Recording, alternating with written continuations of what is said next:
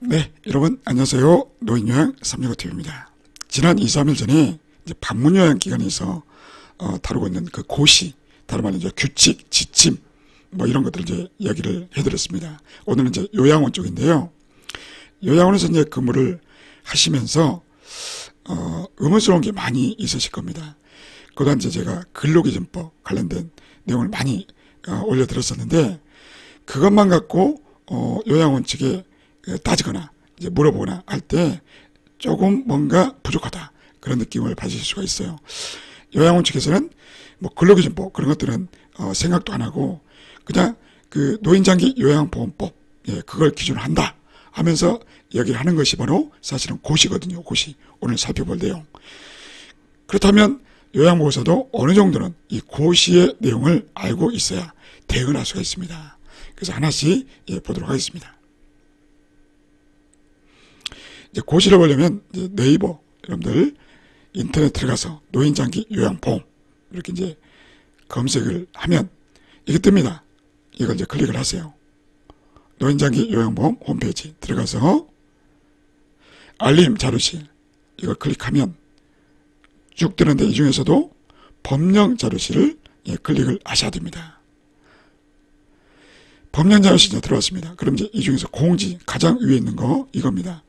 장기 요양급여 제공 기준 및 급여 비용 산정 방법 등에 관한 고시. 이게 아주 중요합니다. 이것을 클릭해서 다운을 받으셔야 돼요. 다운을 받아서 보시면은 우선 이제 클릭하면은 여러 가지 뜨는데 이 중에서 가장 위에 것만 다운 받으시면 됩니다. 그럼 이제 이렇게 화면에 나올 겁니다. 장기 요양급여 제공 기준 및 급여 비용 산정 방법 등에 관한 고시. 이게 뭐냐면 그 요양원 측에서 일을 할 때 가장 기준이 되는 사실은 법은 아닌데 거의 법률처럼 꼭 지켜야 되는 이제 그런 내용입니다. 그러니까 여러분들이 이제 뭐 근로기준법에서 이제 뭐 연장 근로수당, 휴업 근로수당, 야간 근로수당 뭐 이런 이야기를 하면은 자꾸 무시당하는 경우가 많을 겁니다. 그렇지만 이걸 갖고 이야기하면 더 이상 요양원 측에서 뭐라고 하지를 못해요. 왜냐하면 그분들이 이 고시를 가지고서 일을 하고 이게 기준이 되고 있기 때문이죠. 다 알기는 어렵지만 그래도 어느 정도는 여러분들 알고 계셔야 됩니다. 이 중에서 이제 요양원과 관련된 것을 말씀을 드리겠습니다. 우선적으로 여러분들 이것부터 아셔야 돼요. 뭐냐면 요양원 측의 수입은 어떻게 구성이 되는지 어렵게만 생각하지 마시고 이걸 아셔야 여러분들도 월급을 제대로 받고 있는지를 알 수가 있습니다. 보시면요 이번에 또 좀 올랐습니다. 1등급인 경우에 하루에 81,750원 2등급은 75,840원 3등급부터 5등급까지는 71,620원 그러니까 수급자 어르신이 요양원에 계시지 않습니까? 24시간 계시면은 이만큼의 수입이 생겨요. 요양원 측에. 꽤 세죠. 이건 이제 한 달에 얼마인지는 조금 이따 또 이제 보여드릴 겁니다. 근데 이제 최근에 이런 말 들어보셨을 겁니다. 요양보호사 수가 입소자 2.3명당 1명 이상을 배치를 해야 된다. 그래서 요양원이 많이 힘들어졌다. 그런 말 들어보셨을 겁니다. 예를 들어 보겠습니다.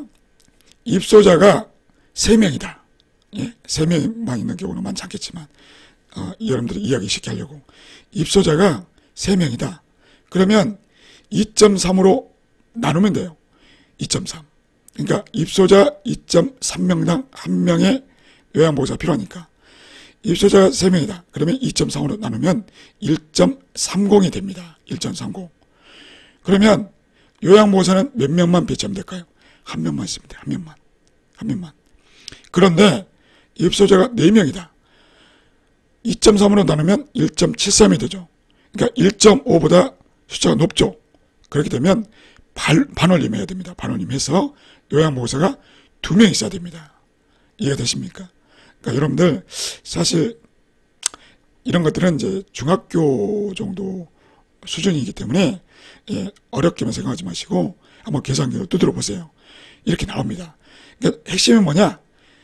1.5 이상인가? 1.5보다 안 되는가? 이게 중요합니다. 1.3인가? 1.73인가? 예. 그런데 여러분들이 또 이걸 아셔야 돼요. 뭐냐면 요양원칙이 힘들어졌다. 그 이유가 과거에는 입소자 2.5명당 한 명의 요양보호사를 써도 됐는데 이제 법이 바뀌어서 입소자 2.3명당 한 명의 요양보호사를 써야 된다. 그러니 우리가 너무 힘들다. 근데 과연 그럴까요? 어느 정도는 맞는 말이지만 또 틀린 부분이 있습니다. 2022년 이후에 새롭게 오픈한 요양원은 이걸 지키셔야 돼요. 입소자 2.3명당 요양보호사 1명을 배치를 해야 됩니다. 그런데 기존부터 계속 운영을 해왔던 요양원은 선택하면 돼요. 선택.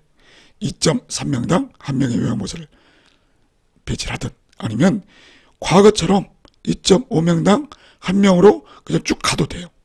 선택하면 돼요. 선택하면. 그러니까 여러분들이 지금 일하고 있는 요양원은 어떤지 한번 물어보시거나 확인을 해보시기 바랍니다. 진짜로 2.3명당 1명의 요양보호사를 쓰는지. 그런데 입장 받고 생각해 보십시오. 여러분들이 요양원 원장이다. 어떤 선택을 하시겠습니까? 입소자 2.3명당 1명의 요양보호사를 쓰시겠습니까? 그러면 여러모로 불리하고 힘든데 굳이 그럴 이유가 없습니다. 그러니까 과거부터 계속 해왔던 요양원은 그냥 과거대로 입소자 2.5명당 1명의 요양보호사를 쓸 겁니다. 그러니 결국 입소자 2.3명당 1명으로 줄여져서 힘들다. 그 말은 거짓이다. 여러분들을 현혹시키는 것이다. 이렇게 이해를 하셔야 됩니다.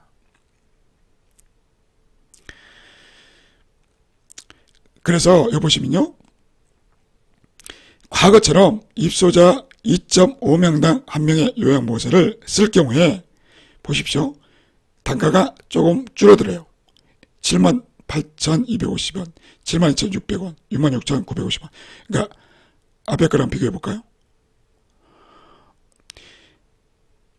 2.3명당 1명의 요양보호사 쓸 때는 1등급이 81,750원이었어요. 그런데 2.5명당 1명을 쓸 경우에는 금액이 줄어듭니다. 차이가 느껴지시죠? 그러니까 요양원 측에서는 선택하면 된다. 그 소리입니다. 노인요양 공동생활과정은 이보다 더 줄어요. 그러니까 지금 영상 보고 계시는 분들 중에 공생에서 일하고 계신 분들은 여러모로 힘들고 조건이 좋지 않습니다.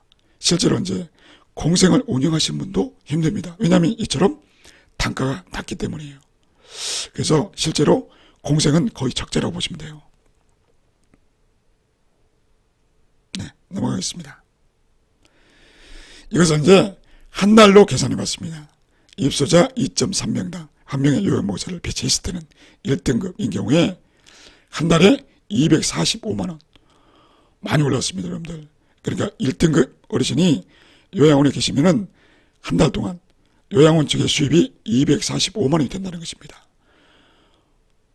상당히 높죠. 2등급은 227만 5천. 그리고 3등급부터 5등급까지는 21,480원. 이렇게 됩니다. 그리고 과거처럼 그냥 입소자 2.5명당 한 명의 요양보호사를 배치할 경우에는 1등급은 234만 7천 원. 이렇게 됩니다. 공생은 더 줄어들죠. 하여튼 여러분들이 계산해 보세요. 여러분들이 일하고 계신 요양원의 어르신들이 뭐 한 30명 된다. 그러면 그분들이 1등급인지 2등급인지에 따라 좀 달라지겠죠. 달라지겠지만 평균 계산해 보세요. 평균적으로 한 225만원 정도 나올 겁니다. 거기다가 30명을 곱해 보세요. 상당한 수입이죠. 네, 맞습니다. 그래서 여러분들이 이제 과연 우리 요양원은 얼마나 벌고 있나 이런 것들 궁금하면 이렇게 계산해 보시면 됩니다. 만약에 요양보호사를 채용을 해야 되는데 반드시 몇 명 이상을 채용을 해야 되는데 그걸 안 지키면 어떻게 되느냐. 바로 감액이 됩니다. 감액. 감액이 무슨 말일까요? 앞서 살펴봤던 이 돈을 다 주지 않는다는 소리입니다. 여기서 돈이 깎인다는 소리입니다. 예, 이해가 되십니까?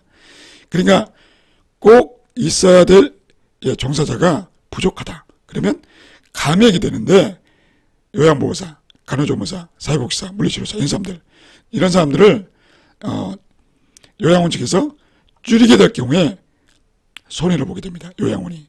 이것도 알고 계세요.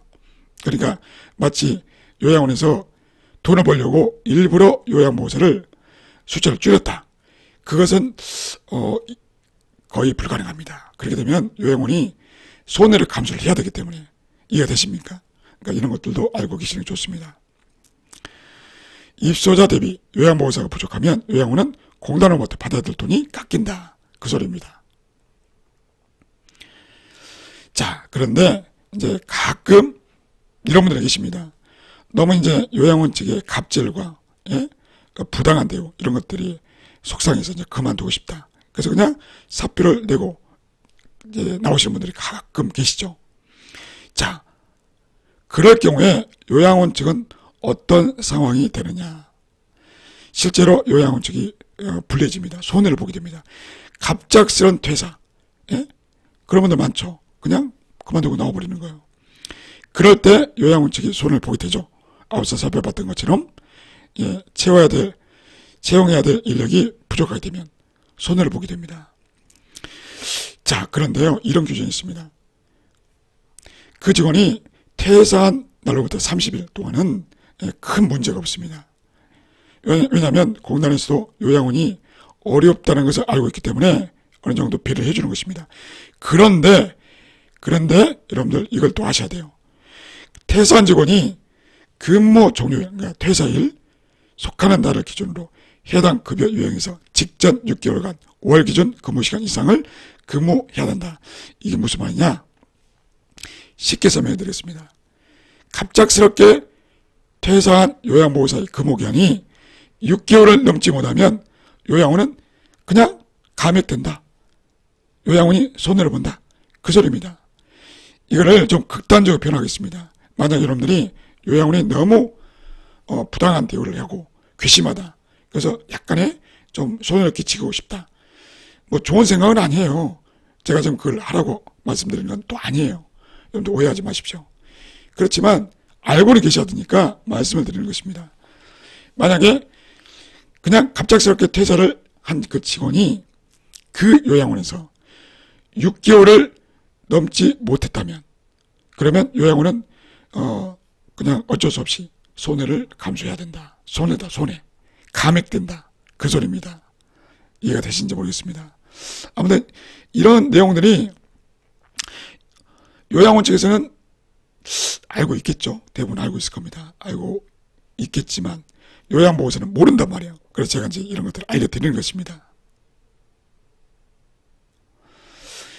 그리고 연장근로 이런 수당을 꼭 받아야 된다 말씀을 드렸죠.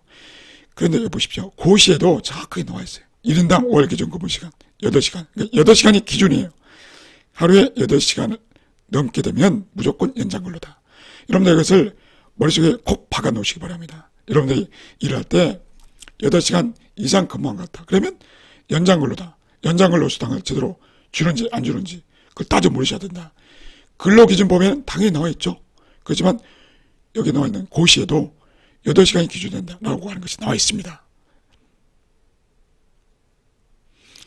그리고 많은 분들이 이걸 모르세요. 그러나 요양원은 알고 있습니다. 무슨 말인 거니? 여러분들 야간 근무. 야간이 언제입니까? 그러니까 22시부터니까 밤 10시부터입니다. 밤 10시부터 다음날 새벽 6시. 이 시간이 바로 야간 근로시간입니다. 이 시간에 만약에 요양보호사가 일한다 또는 간호조무사가 일한다. 그렇게 되면 공단에서 요양원에 돈을 더 줍니다. 돈을 더 줘요. 그게 바로 가산금이라고 하는 것이죠. 가산. 그러니까 아까 그 1등급 어르신이 계실 경우에 하루 금액이 8만 얼마였지 않습니까? 거기에서 돈을 더 준다. 그 소리입니다. 밤 10시부터 새벽 6시까지 요양보호사나 간호조무사가 일을 하고 있으면 돈을 더 준다. 그 소리입니다. 그 말은 뭡니까? 그 말은 요양보호사에게 그만큼 수당을 더 줘도 된다, 줄 수 있다, 그 소리거든요. 근데 과연 제대로 수당을 주느냐?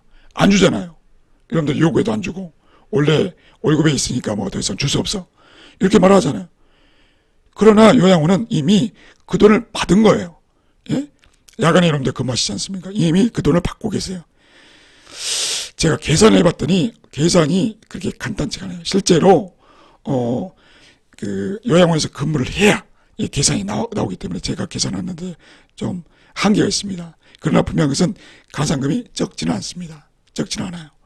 그래서 이제 그 종사자들이 있는 그런 이제 카페 들어가서 한번 제가 검색해서 봤더니 요양원 측에서 이것을 어떻게 해야 되는지를 서로 이제 뭐 이렇게 묻고 답하고 그러더라고요. 그러니까 이 돈은 요양보호사가 근무했기 때문에 나온 돈이잖아요. 그런데 그러니 당연히 요양보호사에게 수당을 줘야 되는 게 아니냐라고 누군가 질문을 했더니 어떤 사람은 당연히 그래야 된다. 또 어떤 사람은 뭐 굳이 그럴 필요가 있느냐. 요양보호사가 이런 것들은 모르는데 굳이 긁어부스럼되지 말 필요가 있느냐. 뭐 이렇게 이제 다양한 의견들이 있더라고요. 하여튼 야간에 일하는 요양보호사 있으면 요양원은 가산금을 받게 되어 있다.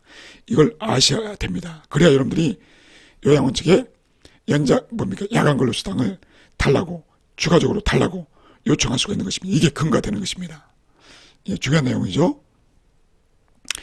그리고 또 이제 이것도 아셔야 돼요. 뭐냐면 그 요양원 측의 그 수입이 있지 않습니까? 아까 제가 하루에 뭐 1등급, 2등급, 하루에 얼마고, 한 달에 뭐 1등급 같으면 240만 원 넘고, 2등급 같으면 220만 원 넘고, 보여줬지 않습니까? 그 수입에서, 그 매출에서, 보십시오. 간호사 또는 간호조무사, 물리치료사, 작업치료사, 사회복사, 요양보호사. 자, 이들의 임금 있죠. 이들의 임금은 요양원 수입의 61.4%는 무조건 이들의 월급으로 줘야 됩니다. 무조건 줘야 돼요. 근데 요양원은 이들만 근무하는 게 아니죠. 여기 외에도 뭐 조리원도 있고, 뭐 보조원도 있고, 시설장도 있고, 사무국장도 있고, 또 누가 있죠? 많이 있습니다. 그들은 또 요양원에서 알아서 줘야 돼요. 중요한 것은 요양보호사를 비롯한 이런 이제 간호사, 간호조무사, 물리치료사, 사회복사, 이들은 특별히 인건비를 잘 챙겨줘야 된다라고 고시에서, 공단에서 강조를 하고 있는 것입니다. 그러나 요양원들은 어떻습니까? 바로 이들의 임금을 어떻게든 깎으려고 노력을 하는 것이 많습니다. 잘못된 것입니다. 그러니까 이런 것도 알고 계시고요. 그리고 이제 장기 근속 장려금에 대한 것도 고시에 나와 있습니다. 여러분들 현 직장에서 3년 이상 근무하시면은 이만큼을 더 받게 되어 있습니다. 혹시라도 못 받고 있으면 장기 근속 장려금을 달라고 요구를 하시기 바랍니다. 네, 이렇게 해서 오늘은 좀 짧게 살펴봤는데 방문요양 기간에 비해서 이 요양원 측과 관계된 내용은 그렇게 많지는 않습니다. 그렇지만 여러분들이 오늘 설명해 드렸던 내용을 잘 이해하시고 잘 알고 있다면 뭐 이제 월급이라든가 뭐 수당이라든가 뭐 그런 얘기 할 때 좀 더 유리한 고지에서 협상을 할 수가 있을 겁니다. 예, 오늘 내용이 어떻게 보면 상식적인 내용이지만 어떻게 보면 좀 어려울 수는 있습니다. 그래서 한번 보시고 좀 이해가 안 되시면 몇 번씩 이렇게 돌려보시면 좋겠습니다. 네, 감사합니다.